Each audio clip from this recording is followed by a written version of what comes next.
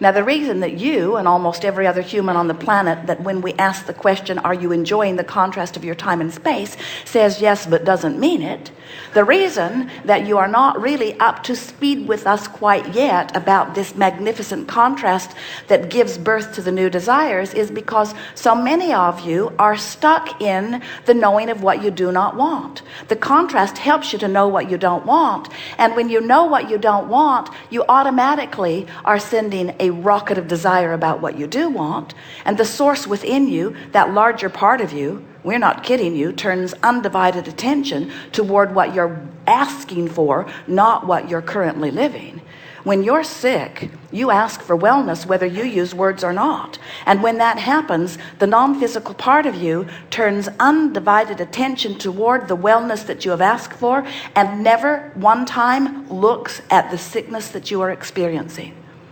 But as you stand in your sickness, trying to figure out what it is, trying to figure out who else has got it, trying to figure out if it will be the thing that will kill you, trying to figure out how it came to you or what you might do to prevent it so that it doesn't come again, or explain how bad it feels now that you've got it, looking for sympathy of others who don't have it, who aren't interested that you have it, but you think they should be interested that you have it because you have it. And it's vivid in your experience, and they don't have it. They don't seem to be all that interested that you have it, and so you want to explain to them that you have it, and that they don't know that you have it, and so you go to a doctor who has been assigned on your planet to look for things that you have like that, and he looks and he's not sure what it is that you have, but he's willing to play the game with you to talk about what it is that you have, and he will run tests to see what you have and see if he can figure out how you got it or where it came from, and he will give you a diagnosis about how long it will be there. Meanwhile, the larger part of you is done with all of that contrast and is focused upon the wellness that this experience has caused you to ask for. But you're nowhere near the vibration of the wellness because you have this illness that is so unpleasant. And so then as you beat the drum of I don't feel good, I don't feel good, I don't feel good, I don't feel good, I don't feel good, I don't feel good, I don't feel good. Did I tell you that I don't feel good? I don't feel good, I don't feel good, I don't feel good. Haven't really ever felt good, haven't really ever felt good, haven't really ever felt good. Used to feel good, used to feel good, used to feel good, used to feel good, used to feel good.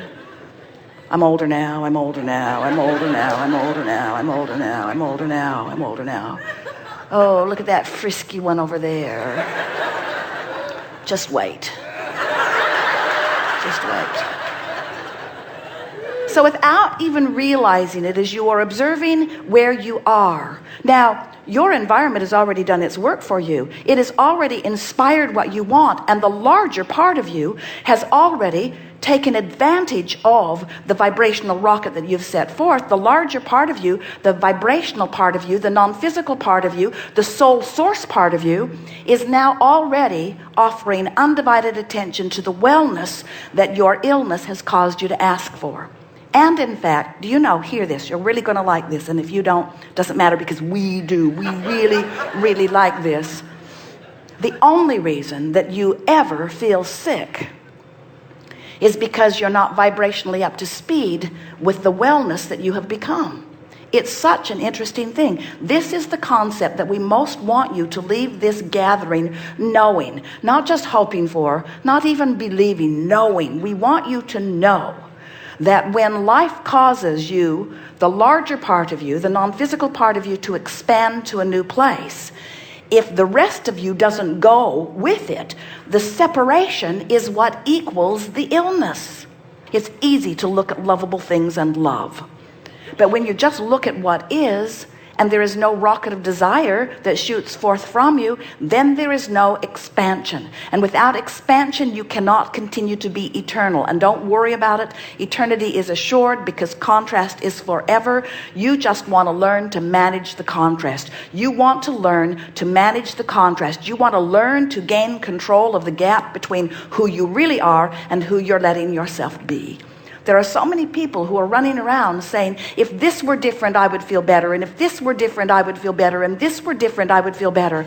Aren't you finally at the place where you understand that you can't control all of those things? Aren't you just sort of crazy tired of trying to do the impossible, of getting people, governments, systems, environments, economies, ecologies? Aren't you tired of trying to get everything to behave so that you can feel good when you look at it?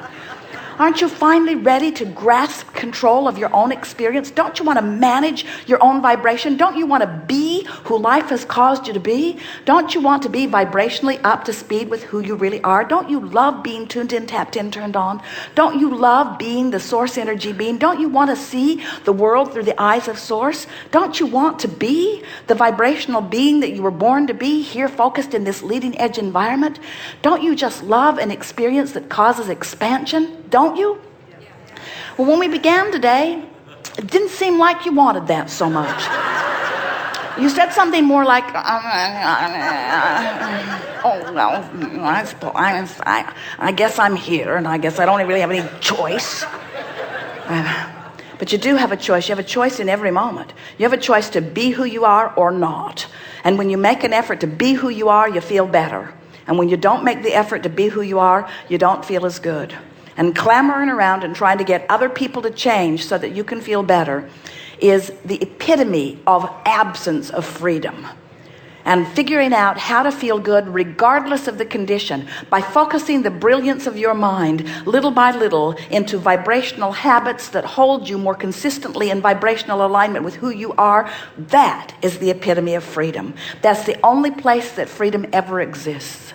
The freedom to feel good is the freedom that you were born with. The freedom to expand. The basis of your life is freedom. You're so free you can choose bondage, you see.